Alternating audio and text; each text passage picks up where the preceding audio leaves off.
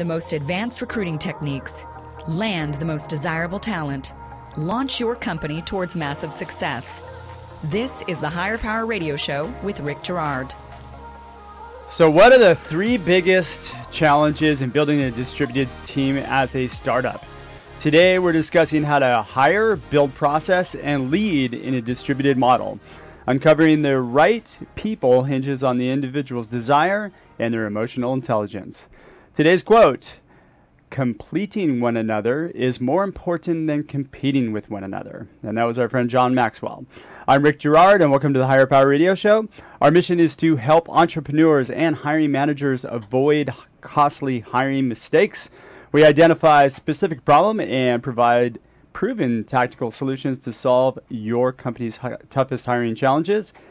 We share insights from top-performing rebel entrepreneurs, disruptors, and industry experts like our guest today, Mark Angel. Mark is the CEO of Amira Learning, a fully distributed software company that is reinventing learning to read with artificial intelligence. Mark formerly served as the Chief Technology Officer at Renaissance Learning, where he led the R&D organization and worked on the two most successful reading apps in the United States. He's the founder of 3 successful startups and the chief inventor on more than 10 patents in the areas of search. In his past lives, Mark has served as CEO, CTO, general manager for innovators in the realm of artificial intelligence and natural language processing for companies like Ernst & Young, Nuance, and Kana Software. Mark, welcome to the Higher Power Radio Show today. Well, thanks, Rick. It's great to be here. It's great to have you. Now, in full disclosure to our audience, I know Mark. Mark and I have, I've had the pleasure of serving and helping him to build his company, so I want to get that out there right up front. So great to have you. Thank you. I know you guys are super busy, and thank you for taking the time to be on the show. I appreciate it. That's my pleasure. Absolutely. So we're going to cover a few things today. We're going to talk about the story of the challenges you faced when building your distributed company, the 3 biggest issues you struggled with, and tools and solutions that work best for you and your team. How's that sound? Great. Sounds perfect. Perfect. So let's talk about the challenges. Yeah. Tell me the story. Well, this is one of the first companies I've been associated with that made a conscious decision to be 100% distributed from day one. We actually have no office, no physical location.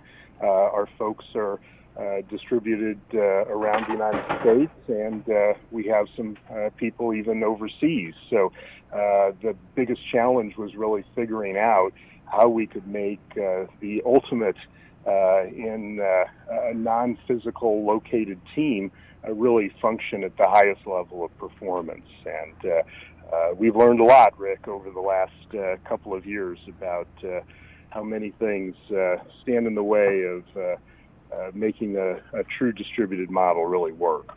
Now, why did you guys make that conscious decision to go fully distributed model? Yeah, it's a great question. You mentioned that our mission is to reinvent learning to read with artificial intelligence.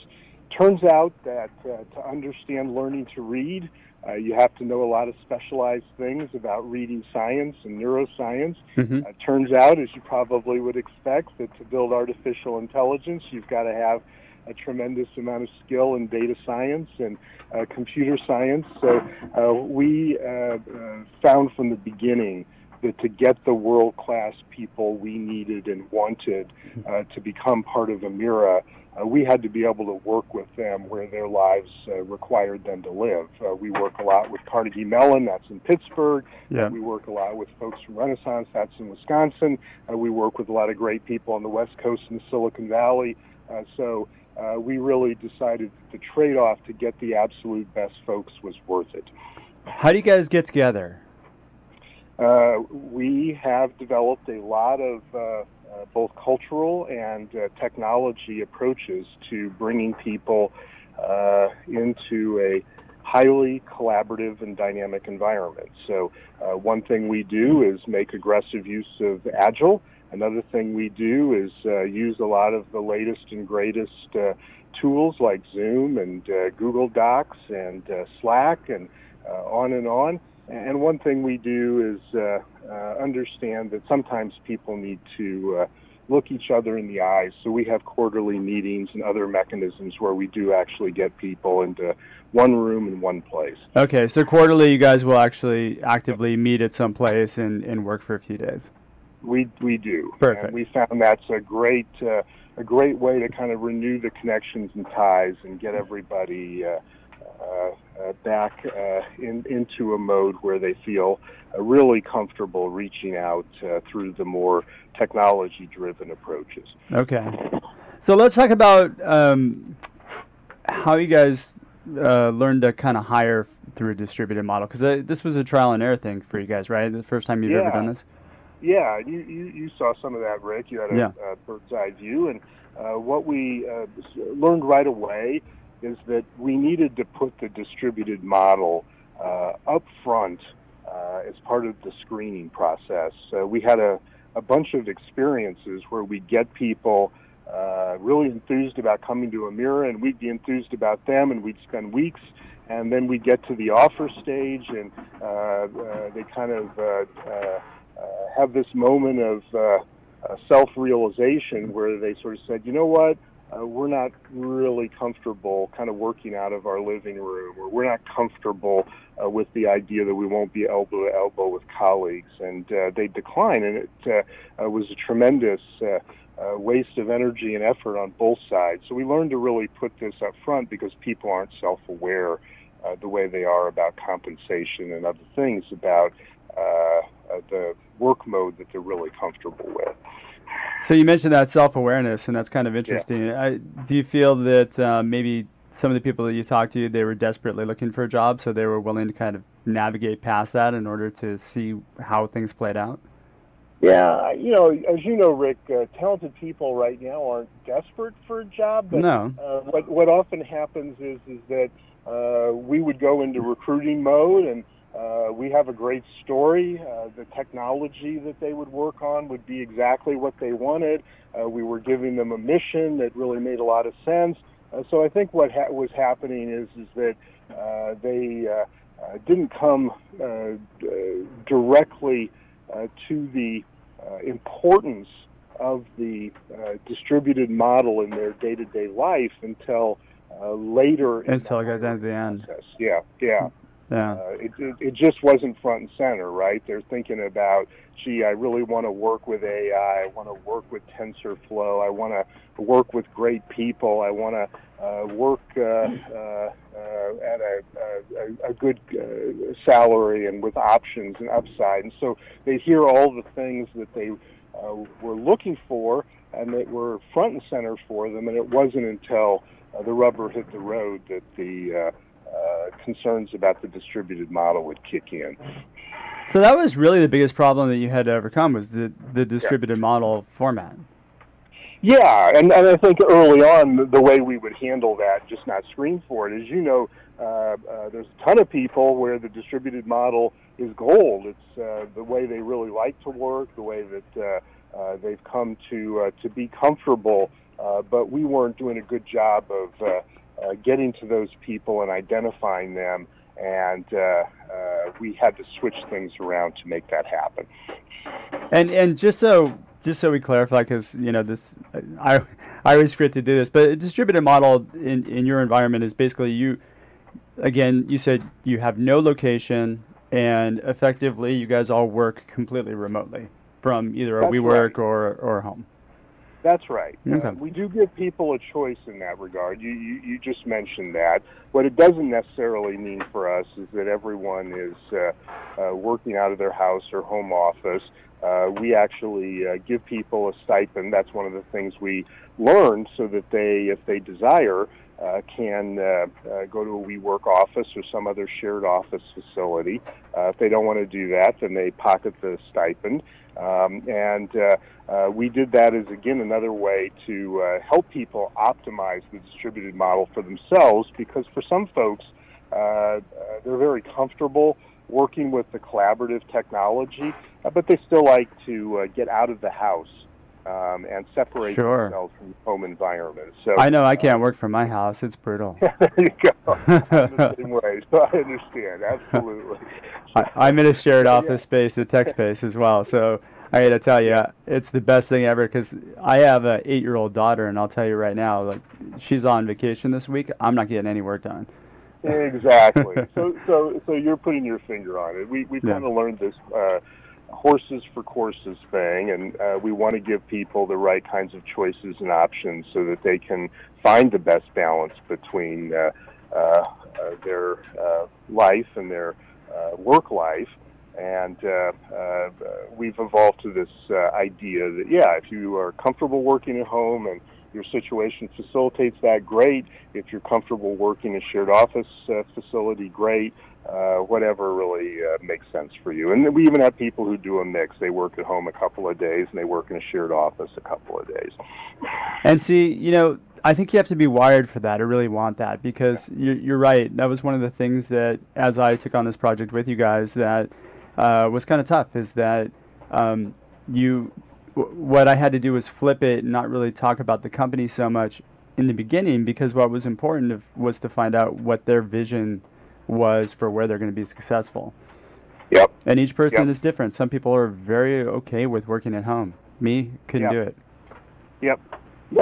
You're putting your finger on it. Yeah. And as you saw, one of the other interesting things about this is that you can't necessarily just flat out ask people about this and get the best answer because they haven't thought deeply about it. A simple question about, hey, are you good working at home? Or are you good working in a distributed model? Almost always, as you know, elicits yes. Early enthusiastic yes. Right? Yes.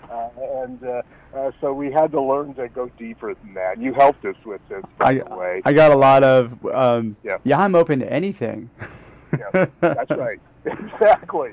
Which is probably a good clue that they haven't been thoughtful enough about it, and a kind of yellow to red flag that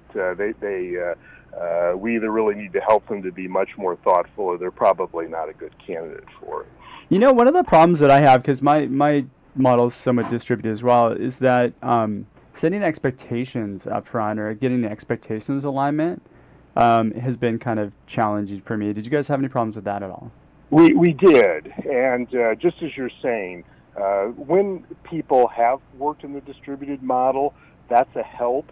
But like so many things, it's the same as when we talk to them about Agile processes. Everybody will say, oh, we've worked with Agile, but Agile plays out so differently in different companies in different circumstances that that often doesn't mean that they're ready for your version of Agile. And the same's true with the distributed model.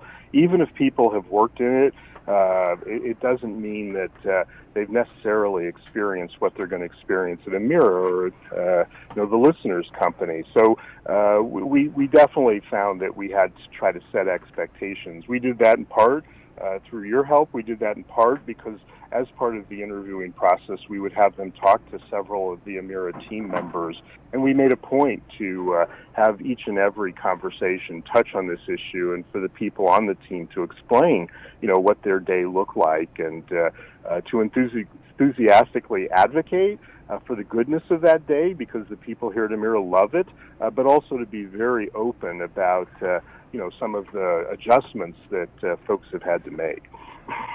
All right, if you're just joining us right now on the live stream or the podcast, you're listening to the Higher Power Radio Show. I'm your host, Rick Girard, and we're talking to Mark Angel, the CEO of Emera Learning. All right, so I would like to delve in a little bit deeper on what you have done about this. So, you put so we actually put the issue, I'm going to include myself in this, but we put the issue front and center in the interview process. What other shifts did you guys find were helpful in getting out of in getting the process right for a distributed model? Yeah, so we mentioned one, which is to put this issue front and center in the interviewing process. Sure. We touched on another thing we did, which was to hire you, but just maybe more generally. You're way too kind. A first-class recruiter who is in a position to speak openly and honestly with people about this and to ask the tougher questions kind of as the process gets going, but also as it unfolds. We learned to screen from some personality attributes that weren't as obvious to us on day one. One of the things that really characterizes the Emera team today is that people, even the technical people, are naturally outgoing. They love to express their opinions, and we found it was that characteristic that helped us to kind of build a great collaborative dynamic. When we had people who held back some, that was okay in a face-to-face team because everybody can see that they're still, desirous of talking, and you get that kind of reach out from the other team members. In a distributed environment, unless people are willing to chime in, silence tends to be unnoticed. And then the last thing that we did is kind of really try to focus our servant leadership model on the best approach to working with the distributed team. And what I mean by that is that we're big believers here that we're not managers. We're really servant leaders. Our job is to help the team succeed.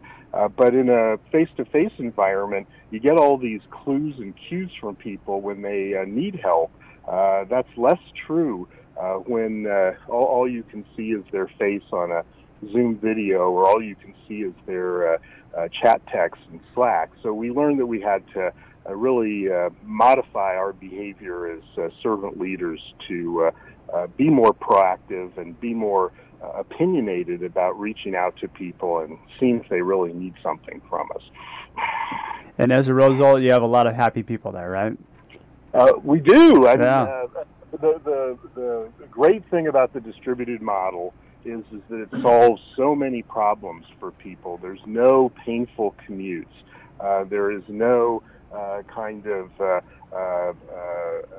inability to sort of control context switches. There's no sense that you are struggling to deal with a lot of distractions that come your way whether you like it or not. And you're in a friendly, relaxed environment all the time. So and you get to work in your jammies. I mean, that's right. That's right. As long as you don't misposition the Zoom camera, that's one of the skills you learn quickly. Exactly. Yep. One of the things that I noticed about you guys that you did really well is you guys shifted out of the skills-based mindset really quickly and more into a culture-based mindset, and I think that's what made a really big difference in being able to attract the right people as well. Yeah, well, thank you for that, Rick. And I do think sometimes it's hard for technical organizations to do that. Yeah. Everybody, this is this kind of lack of awareness thing. Everybody is acutely aware of how hard it is to find people who are experts in coding JavaScript or who are experts at building machine learning models. So you get wrapped up in the interviewing process in kind of banging away at that technical ability or core competence stuff around the job function. But as you know, at the end of the day, it's easier to find people with the right technical skills than it is to find people that have the right cultural fit. That is so very true. All right, so let's talk a little bit about how you guys are managing your workflow, right? So you mentioned some of the tools. So you guys tried a bunch of tools in the beginning, and let's say for example, we have a lot of entrepreneurs in different areas that are listeners. Where should they start? Like, what should they? And some of them are development houses. So I know you mentioned Agile methodology earlier, which is a development framework or methodology. But just outside of it, if I'm a new entrepreneur and I'm trying to develop a distributed model, trying to hire a few people, where would you start if you had to do it all over again? Well, one thing I would just say is that a lot of the problems of technical companies are now the problems of every company. Yeah, because most companies have a technical aspect to them. That's right, and because work is more and more about knowledge and collaboration, and the kinds of difficulties that have characterized the work process when you're building software are now really common to many other environments. So one thing I just say is, don't reject tools just because they might have come out of the software technology world. They still might be good for you. But the way I've come to think about this is that you sort of think about a collaborative hierarchy. At the top of the collaborative hierarchy is the meeting when people are face to face, and there's a set of tools that we all tend to, be at least somewhat aware of there. GoToMeeting, Cisco's WebEx, Zoom are all in that category. Sure. For us, we found that Zoom really works great. It's got a lot of flexibility. So you're using that for meetings primarily? So that's right. For face-to-face collaboration. Yeah, that's right. The second kind of level down the collaborative stack is real-time chatting, texting. Basically, when people need to go back and forth, they don't need the intensity of a meeting. They're probably multitasking. There again, there's a lot of choices. For us, after some experimentation, we settled in on Slack, which has become pretty much of a standard in that area. Then further down the collaborative stack, you need some way to share documents, share spreadsheets, share kind of content and artifacts. We started with Office Online. It had some issues for us. We ended up with the Google Suite. But I think the big advice I'd give is to make sure you've got a tool in each of those three areas that's working for the team, and that you do try more than one thing to make sure you're really understanding the pros and cons of some of these things. So what went right and what went wrong in the process? Yeah, what went right is that we were open to experimentation and to trying to recognize our failures and adjust. That's part of. And that's hiring for EQ. You're hiring intelligent people, right? That's right. Yeah. Intelligent people, but also people who are, flexible. Sometimes really smart people aren't willing to examine their original decision and conclude it was wrong. So being smart, but also being flexible. I think another thing that went right for us was we did recognize that we need help, and we got it. And we recognized that we needed to put the distributed model at the heart of our thinking about culture and hiring. I think in retrospect, what went wrong for us is maybe predictably in an experimentation mode, we weren't fast enough to drive towards norms. We let the team kind of stay maybe too flexible for too long, and it took us a few months to get to the place where I think the team members felt like they could predict and expect the other team members to collaborate in certain ways. And as you know, that kind of uncertainty both eats away at productivity, but it also eats away to some degree to people's happiness.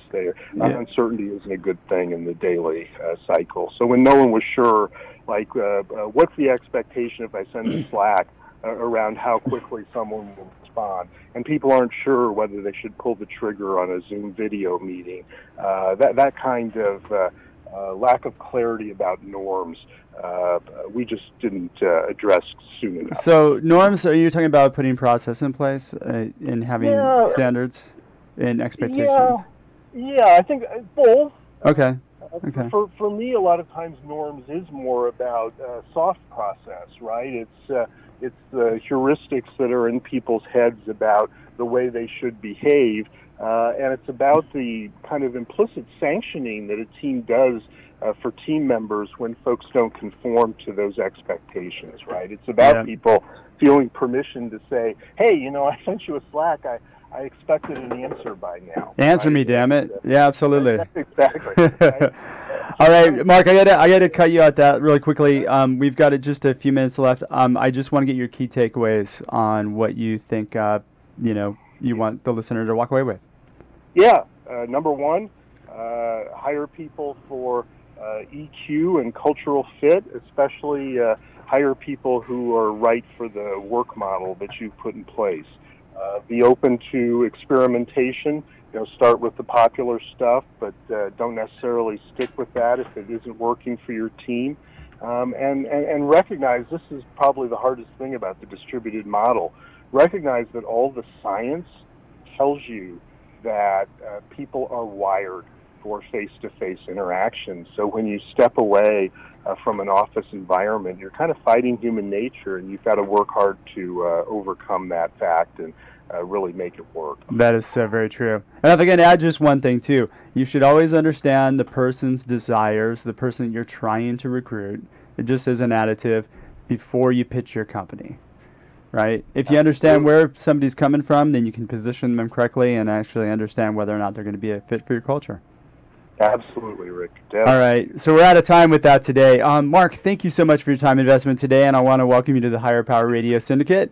Now, what would be the best way for members of our community to find you, your website, your company? Yeah, we're at www.amiralearning.com, and you can reach me at mark.angel@amiralearning.com. All right, awesome. I want to thank our listening audience for tuning in to this week's episode of Higher Power. A quick thanks to our team, our engineer Paul Roberts, our producers Andrea Ballin, Shanti Ryle, and Ayla Gerard. If you're listening to the podcast, please subscribe, rate, and review, and share. We need your feedback to up our game and bring you more highly valuable content. You can join the Higher Power Radio community at Higher, that's H-I-R-E, Power, P-O-W-E-R, radio.com. And you can find us on all the various web platforms, including Spotify, TuneIn, and YouTube. Follow me on LinkedIn. You can follow me at Rick Gerard. Tune in next week. Our guest is going to be Mike, the Batman Cohen. He's the recruiter for Wayne Technologies. I'm your host, Rick Gerard, and you have been listening to the Higher Power Radio Show. Aloha. Thank you for listening to Higher Power with Rick Gerard on OC Talk Radio.